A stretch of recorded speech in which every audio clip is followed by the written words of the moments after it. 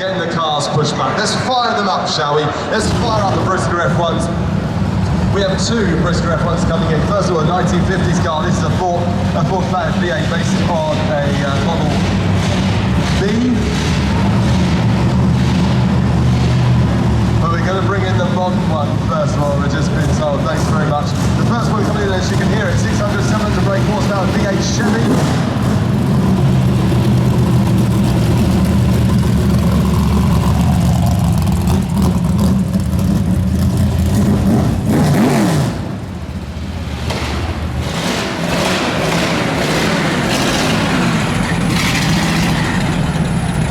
Excellent stuff, such a different engine though as well, as you hear from both of these. Let's give them a round of applause please, as they get out of the cars.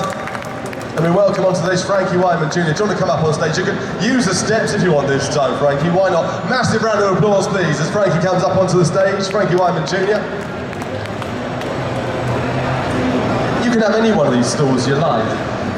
Now the reason it's always lovely to have you guys up here, but one of the main reasons is because you're celebrating a very big anniversary, 70th anniversary, not you personally though. Tell us, yeah, not far off. Tell us a bit about Brisker F1, because to the great uninitiated here, what are we looking at and what is Brisker F1? Basically they're a purpose-built racing car, as you can see, a full contact sport, 700 horsepower race all over England. So we've got a Jubilee Tour this year, we've been our 70th year racing. You know, we've been constantly racing for 70 years, which is a great achievement for any sport. And you know, we've got a good profile. Obviously this year we're trying to get around the country a little bit, so we're up in Scotland at Knockhill Raceway, we're down at Yarmouth, so we are getting around the country a bit. And obviously we're trying to, you know, get our sport out to people in different areas. They're very different looking when you actually see them very closely to what you might think they are, because I mean they're a hungry piece of metal, aren't they? But talk us through about what we're looking at, because if those at the very front will just see the different tyre sizes that you've got on there as well, wheel sizes too, so talk us through that, or not wheel sizes, but certainly tyre sizes. Yeah, absolutely. I mean obviously we're on a lot of differentials, so we need different size stagger on the back tyres because we just turn left, we go on short ovals. So the cars have to turn left, but you need stagger on to do that. Totally different concept to normal racing.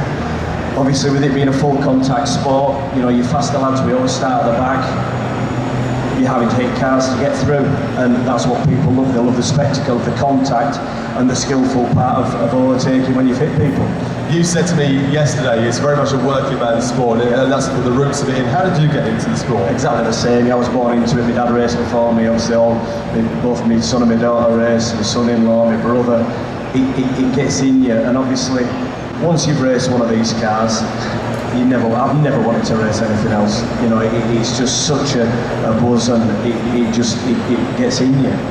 And it's, I mean, maybe not at this level, relatively inexpensive, not at this level, but you can get involved and kind of check it all out. And actually on the YouTube channel, you get to see a lot of the highlights from the rounds as well. So if you haven't seen it, they get really into the pit lane, you get some great conversations too. It's very accessible. Yeah, absolutely. We have BSCDA TV, which is run by Jonathan Abbott and Sophie Clark, and they get right in with the drivers, interviews, behind the scenes, what they do to them. I mean, these cars take a lot to keep them on track, you know, the hours through the week, the team you need behind you, meetings as well to keep these, because obviously we're doing 3 or 4 races per night, and like I said, it's full contact, so you're fixing damage, you're getting things repaired. It's not just making the cars fast to win the race, you've got to keep them on track. And what is the relationship in the paddock like? Is it, you know, you can beg, steal and borrow to keep everyone out on track? It's not a case of I'm not helping you because I'm protecting me? No, absolutely. You see, that is the biggest part of the sport, is the friendship in the pits. Like, me and Tom Harris, you know, we'd just smash each other up on track, and then we'd actually help each other fix cars in the pits to get back out on track. And that's how it should be. That's how the racing should be. It stops on track. Anything stops on track, and then in the pits we just get on and get them fixed.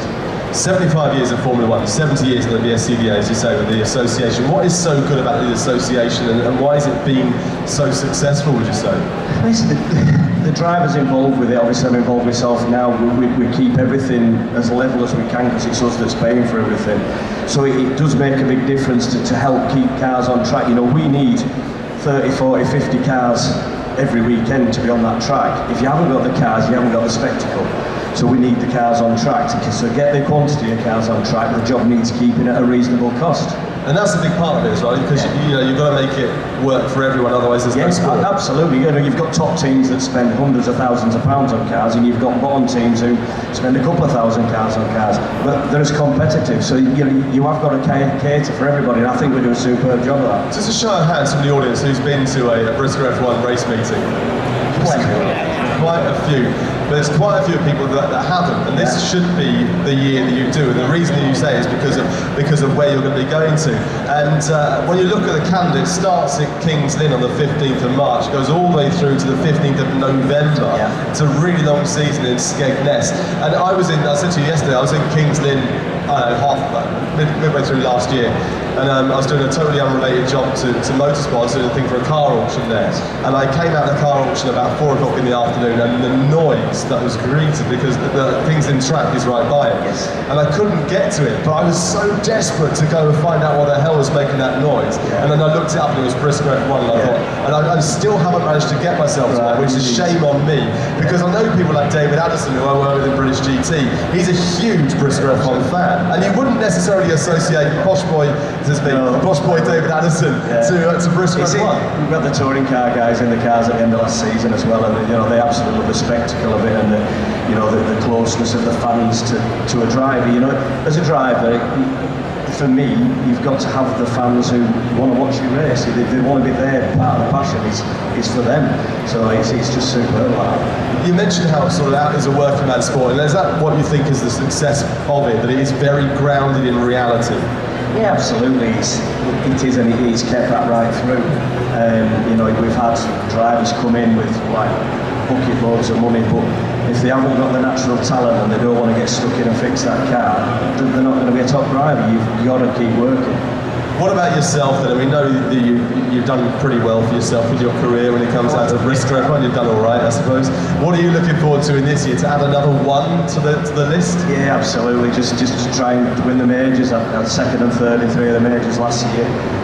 Obviously still up there competing with the young lads. It's getting harder, obviously, because the kids that are coming through now are at the top class, and they really are. They're learning the craft, they're learning the cars, and they're working everything hard. So it is getting harder. But I just love it. I just love being involved with it, and I love the big meetings, just getting involved for actually winning them stuff. What would happen in the long term for you? I mean, when the time comes and the young whip-and-snappers are too quick, would you then just step aside and then run a team for them as well? Is that it always stays in the same family? I would imagine so. Yeah, I might settle back a bit and just miss a few meetings and let the kids do them or whatever. But I say I've got my son-in-law who's as keen as anything. My son Frankie, and obviously Phoebe when she gets back on track. They're as mad for it as me. So he's going to keep going. The season is going to be an extensive season. We've also got the European Championships and the World Championships across in the UK this year as well. So if you haven't checked out Briscoe F1, if you just Google it, you'll find the calendar on there. You'll find what's going on, where the meetings are. So it's extensive this year. You're going to be busy out there. Yeah, right through this season. And obviously, if everybody Googles it, there is a track local to everybody. You look around the country, and we will be coming near your area, and you just got to have a look and see this. Fantastic. And do keep your eye on the YouTube channel as well, because the highlight coverage is really good. It's really raw. Yeah, it's really enjoyable. The best part about it, getting behind the scenes when we're fixing the cars and things are going wrong, because they do go wrong. It's motor racing, but you've got to get it fixed and get back out there, which is part of what we do. Yeah, I mean it's absolutely fantastic. Frankie, you've done so well for yourselves. Just a bit of an idea of power, because at the start it's 600, 700 brake horsepower. Do you know what it is? Yeah, they're around 700 horsepower. Most cars are now. What's it weigh? 1,350 kilos. That's a minimum weight. Obviously, we're on racing tyres through a lot of diff, so they are a handful. Yeah. But I mean, that sort of weight and that sort of power, they do shift. Yeah. The top speed on these cars is fast, especially when you wheel to wheel. And like I said, it's full contact. It's not just how fast you can go, it's how fast you can hit that car in front of you. It's certainly it. Yeah, and then stay out on track as well, and don't ruin it for yourself. But Frankie, thanks so much for coming along. Make sure you do check out Briscoe F1. Do you mind popping back down there, Frankie, for us, and just firing it up and giving us a few clips of the throttle, mostly so we get loads of exhaust smoke on our camera guy. But yeah, ladies and gentlemen, Frankie, Wainman Jr., if you please put your hands together. How about that? We've got to get both things fired up as Frankie steps into it and fires up that amazing Chevy V8 that's going to really burst our eardrums. And then we'll get cracking with our very next guest, or maybe nothing else.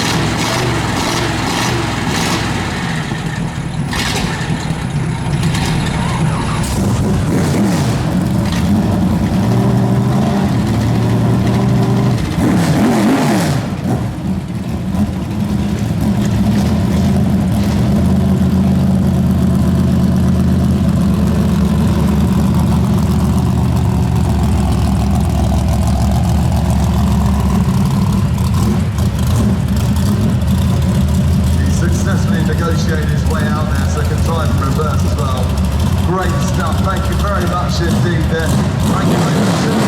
And all the brisket F1 lads.